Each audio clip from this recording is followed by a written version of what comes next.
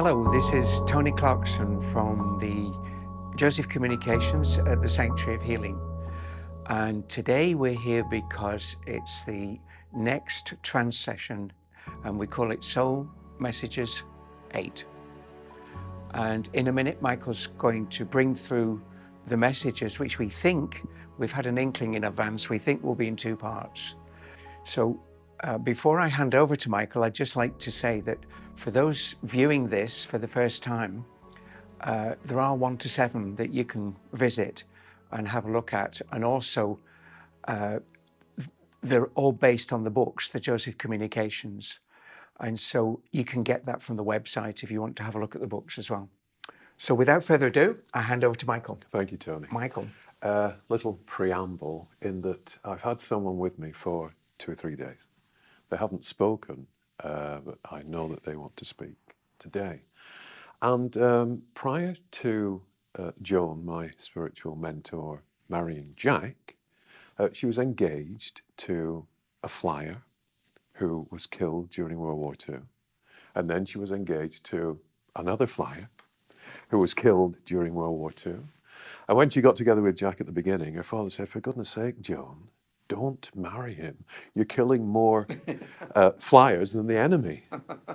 Now, one of these 2 flyers was a doctor and a Spitfire pilot who was called Kenneth. And it's Kenneth who wants to speak, first of all, today to us. So if I can just tune in, he's moving closer to me. And he says that what he wants to talk about today is what happens when you die. Because it's a question on a lot of people's minds. What happens when you die? What's it like? Well, during the conflict, I stepped in for a young man who was supposed to go up on a sortie that night, that particular night, when I passed over. And I took his place. And I remember being in the plane, and I remember there being a so-called enemy plane in front of me. And I was concentrating on the plane in front of me and didn't realize that there was a second plane that had come up behind me, to my right behind me. And I remember realizing too late, I could hear the sound of the engine of the other plane and realizing that it was there. And then suddenly there was a flash of light. And I felt nothing. There was nothing untowards. There was no pain, no distress. But suddenly I found myself, following that flash of light, standing in the center of what passed for a runway at the airfield where I was stationed. No plane, just standing there in the middle of an empty airfield. And I looked around, and it was daytime. It should have been nighttime, but it was daytime. And I felt compelled to walk forwards along this strip. And I walked forwards until suddenly, at a desk in the middle of the concrete, was sitting an officer. And I walked up to the desk, and I could see behind the officer a room that suddenly formed around him with a corridor leading off behind him, and a man who was standing behind him, who wasn't in uniform. He was in some kind of robe. There was a sort of blue mauvish tint to this robe, I remember. And the officer asked me for my name and my serial number, which I gave to him, assuming that this was a debriefing from the mission. And as soon as I'd given my name, he stood to one side, the desk moved to one side, and I moved down the corridor. At the other end of the corridor stood 2 of my mates, 2 of the flyers who just days previously had died in the conflict, in their planes. And one of them had been burned. But I saw these 2 young men standing there looking perfectly alive and in perfect condition in front of me. And I was shocked that the young man who had been burned so badly he'd been pulled out of his plane and had died, was in perfect condition. He was in perfect health. And it was at that point, as I greeted these two friends, that I realized that I'd gone, that I'd died. And I looked behind me, and the desk had disappeared, and the officer had disappeared, and the airfield had disappeared as well. And in quick succession, I found myself in my mother's living room, looking around. She was opening a drawer, taking something out of a drawer, and I tried to attract her attention, but I couldn't. And then I found myself in the churchyard of the church that I'd visited every week as I was growing up. And then I found myself walking down the front street of the village where I lived and looking in shop windows. And then I found myself back with my two friends. And the view behind me, the places that I'd just been to, closed off as though a mist had come down. And the two friends stood to one side, and the open end of the corridor became a very bright light. And I felt compelled to move into it. I was suddenly shocked because in that moment I realized what had happened. I realized that I'd been shot down. I realized there'd been an explosion, and I realized, of course, that I was dead, although dead is a misnomer. I moved on, walked on into the light, and I could see in this brilliant light ahead of me and to either side of me other figures that looked silhouetted, walking towards the same destination that I was heading to. And then ahead of me, the light coalesced into a beautiful parkland. I could see trees and benches and flowers. And there was a path. I found myself on a path, moving a curving path through this parkland. So I walked down this path, feeling absolutely fine, feeling better than I had done for years. I had been tired during the sortie, and I now felt energized and in the best of health. And at the other end of the path stood my father, looking as he actually did just before he passed. And he greeted me and embraced me. And he had with him a framed photograph of various people, various relatives, black and white photographs from my life who had passed over. And he handed me the photograph. And as I looked at each photograph within this frame, those people came up to me and greeted me and welcomed me, either shook my hand or hugged me or stood by me. And there was this amazing sense of nobody ever dies.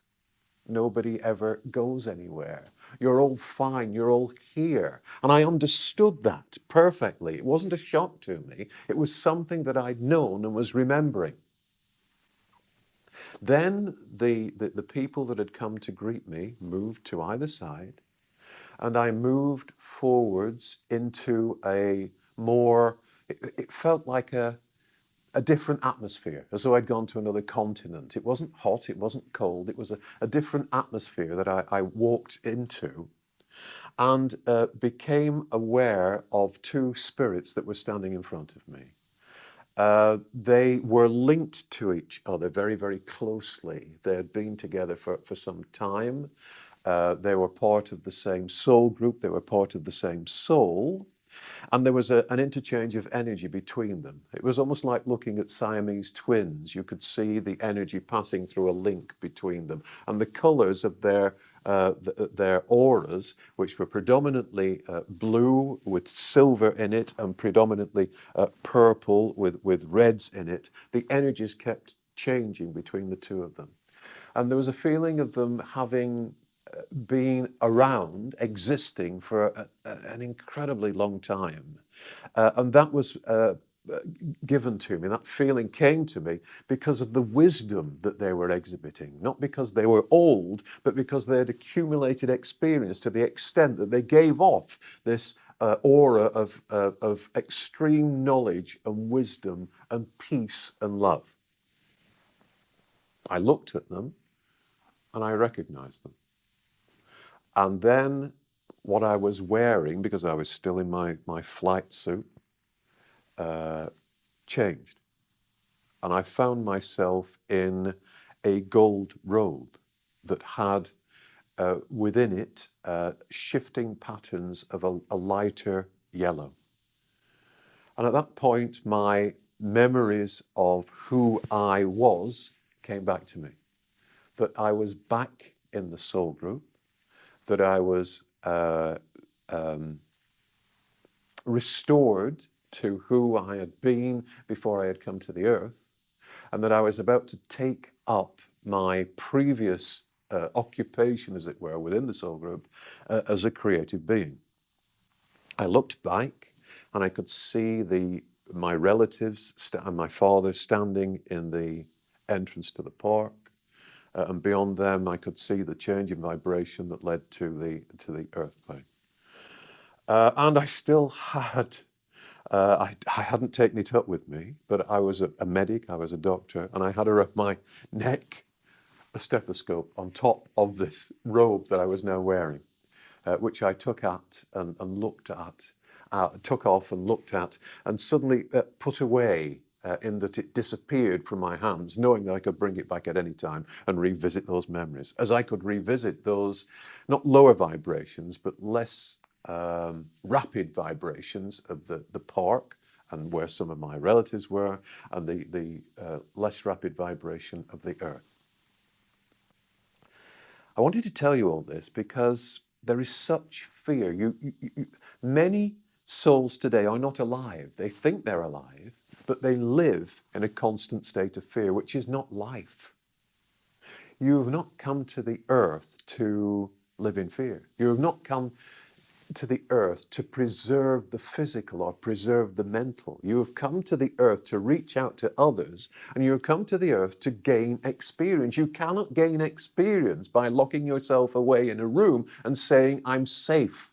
Nothing can happen to me. Well, that is absolutely correct. Nothing can happen to you. And it's supposed to happen to you so that you can progress. I wish by saying to you that death is nothing to fear, that you will stop fearing life. Take off the shackles that you put around you. Throw open your doors. Go out onto the streets. Meet your friends. Meet your relatives. Mingle. Experience, grow, share, love. That's what you're here to do. I was only a young man when I left the earth. I was only in my early 30s. And I felt that I had so much to give. I enjoyed, I was satisfied by working as a doctor. I wished to cure people. I did set people on the right track to health, I feel. But I felt my one regret for a short time, returning to my soul group, was that I hadn't healed more people, that I hadn't made a difference in the way that I expected to do during a long and fulfilling life. But then I quickly realized that I was now, having returned to the soul group, in a far better position to heal people than I had been when I was in a physical body. And so I spent some time looking over the shoulders of other doctors, visiting hospitals and medical facilities, and, as it were, whispering into doctors' ears and saying, have you considered this? Have you considered that? Leave this situation alone. Yes, you can help in this situation, but only so far, and this is the area that you should look in to help this person heal themselves. And so I became an unseen advisor, as it were, to many doctors and nurses. But then I reacquainted myself with the greater mission for the earth, which is to heal the misstep that everybody took, the misstep that Joseph, of course, calls the fall. And that healing begins by reacquainting souls with their spiritual consciousness.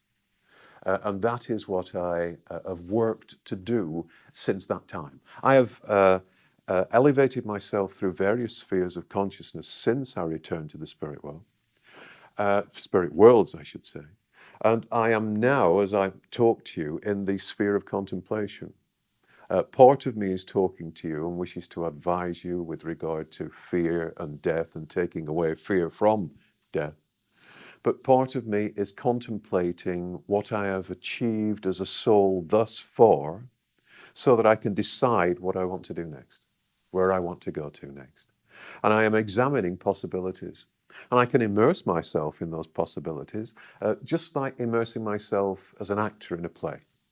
I can walk into those potentials and possibilities and examine them holistically, as though I was actually living them. And at some point in the future, although I've got all the time in the world, or out of the world, I should say, I will step into one of those potentials for real, and will begin a new phase of adding to my knowledge and capabilities as a facet of God, as a soul. So just a short talk this morning to say that's what happened to me, and my death was seemingly a violent one. It was a death in a fireball. It was a sudden explosion.